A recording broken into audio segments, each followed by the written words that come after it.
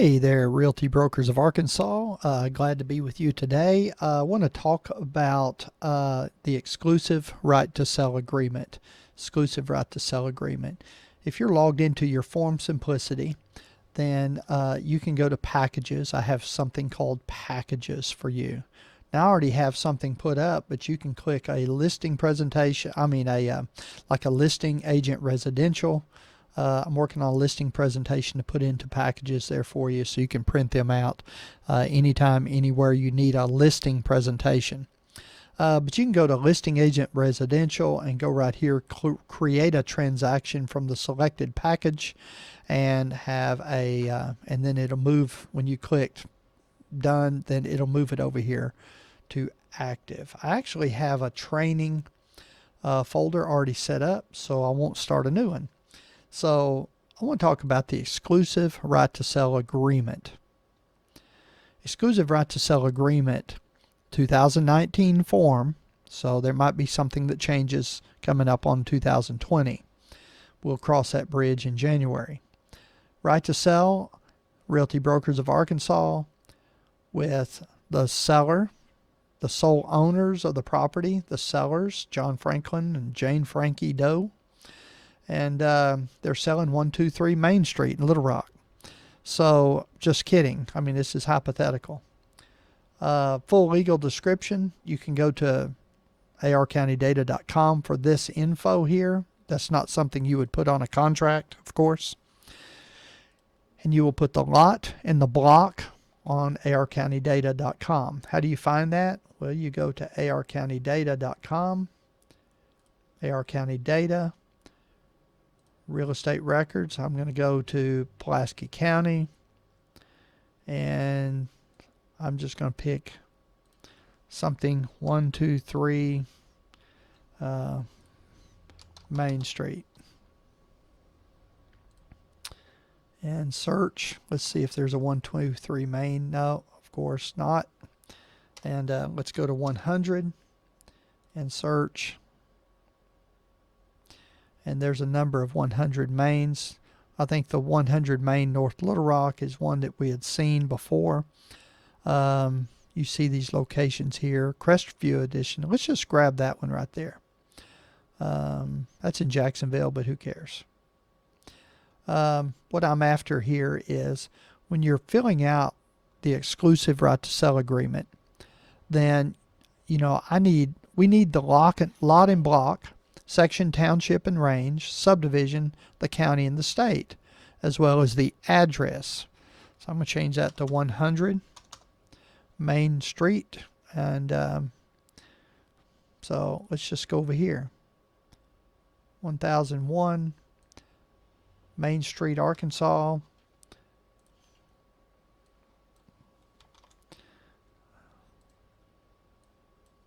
(1001) Main Street, Jacksonville, Arkansas, and that zip code again is 72076. 72076. West Main, it says here.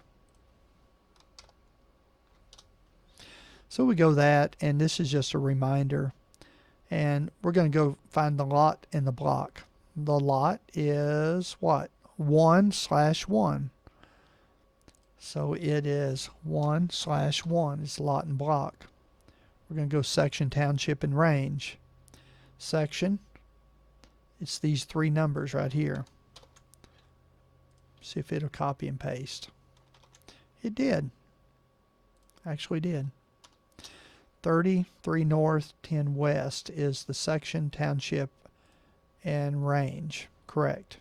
The subdivision right here. This is on the front page of the county data sheet. Subdivision is Crestview Edition.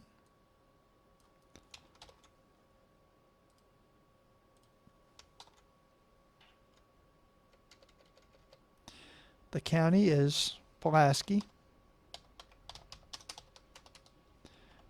And the state is Arkansas.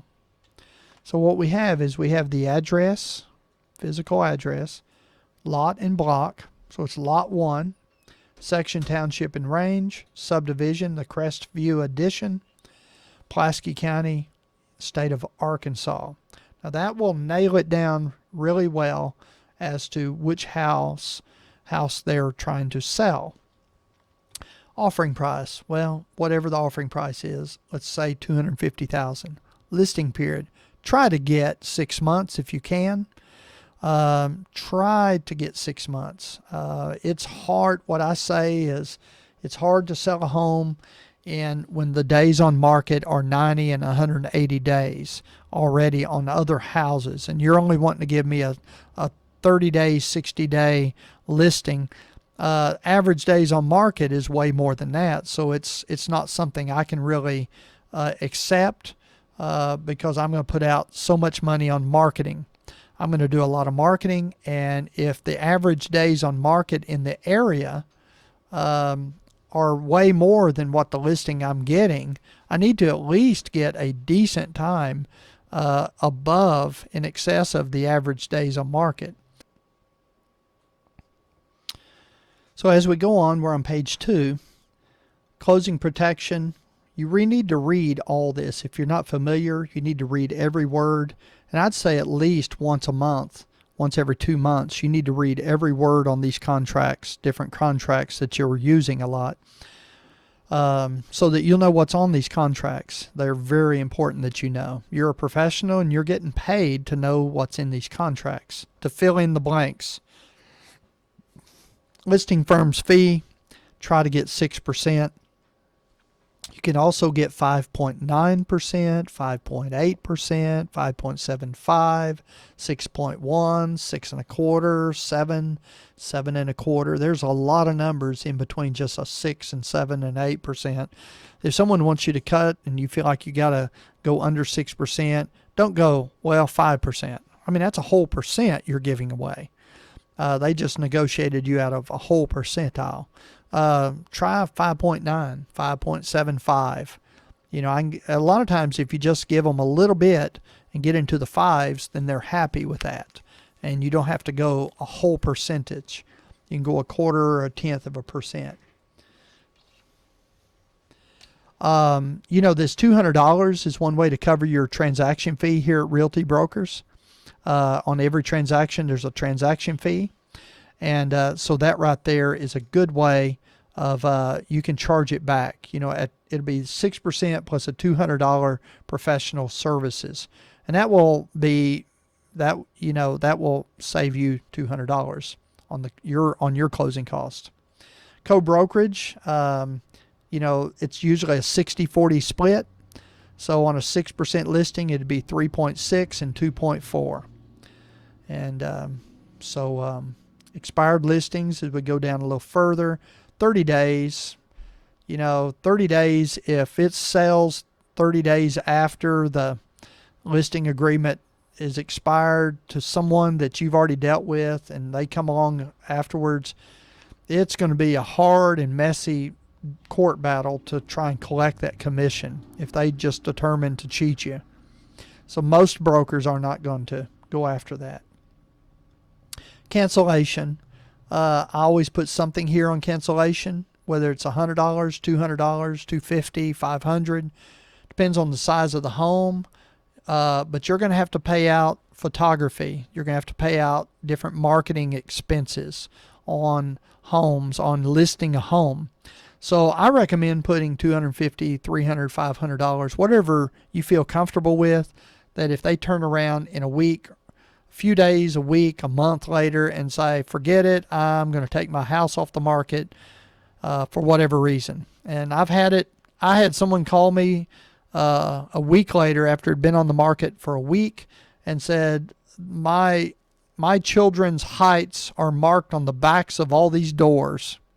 Every door, or these doors have my children's where I marked there when they grew up, and I just can't sell this house. Well, I'd already spent professional marketing, professional photography. I had already spent hours and hours of work getting that listing up and running. Listings just don't happen easy.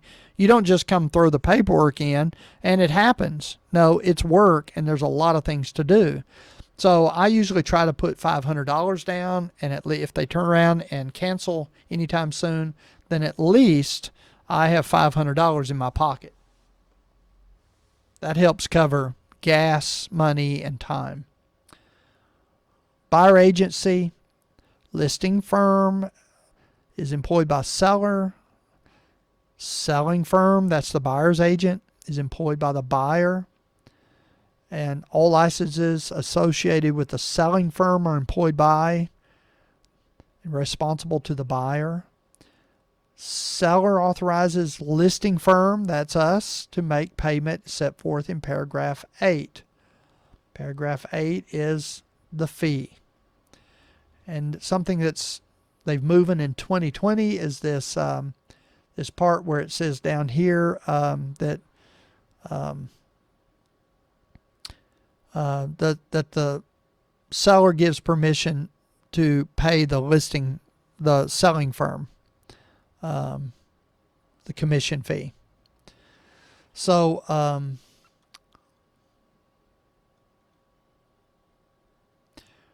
you need to read earnest money, fair housing, all these things.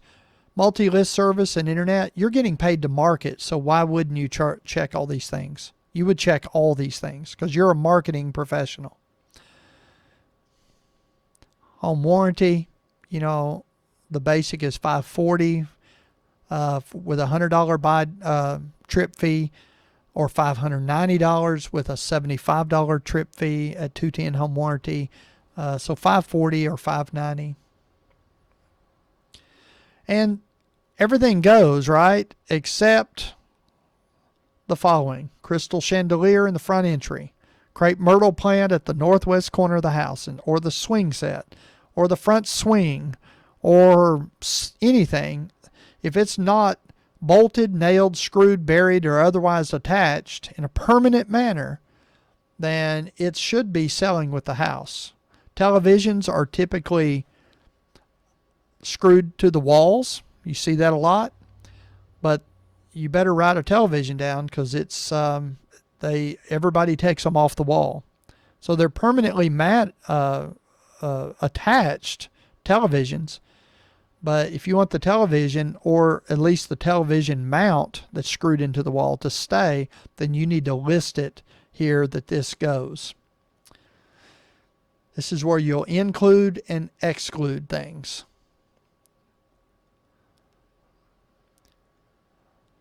If Mr. Tom Smithers down the street, he's the brother, or he's the church deacon, or he's the pastor, or he's a family friend, and he's been talking about buying this house for 6 months but hasn't gotten around to it, and they want to exclude him, do not give him total exclusion that 6 months from now he can come and buy it and you get nothing.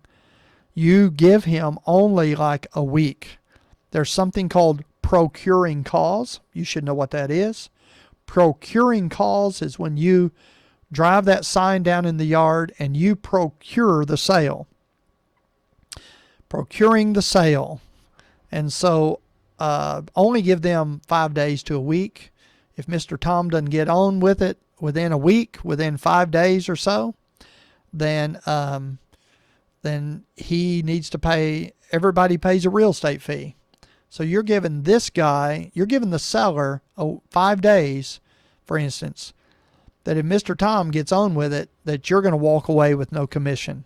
That's what I'm talking about here. People are going to work you or try to work you every way they can. So if they do that, then give them only a few days. That's only fair because you're going to put out a lot of marketing. In fact, what you need to do as a realtor is you need to give them 5 days and then say, I will go down the street to Mr. Smithers when I leave this house, or I'll go first thing in the morning and I'll talk with him to see if he wants to buy the house. And what you can do then is you can get Mr. Tom to sign a buyer's agency agreement with you, and at least Mr. Tom can pay you a little bit of a fee since you're excluding yourself from the exclusive right to sell agreement. So, maybe get a little commission from Mr. Tom and or work it out. Or if he buys it, you can put in here, you know, 2.4%. You know, you'll represent both sides, buyer and seller. There's all kinds of things you can put in special conditions here. And then you sign all this information here.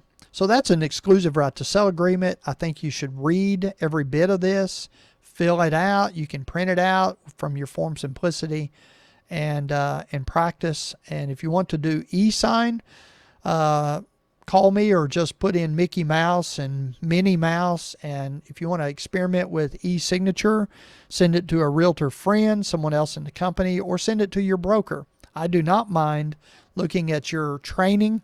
If you want to do e-signature training, experiment, then by all means send it to me. I will have no problem looking at that and signing that. Just clearly mark this as training, and we will, you know, you can put training right up here, training John or training Frankie or something, just whatever. Mark it clearly that this is a training document. All right, y'all have a great day. Take care.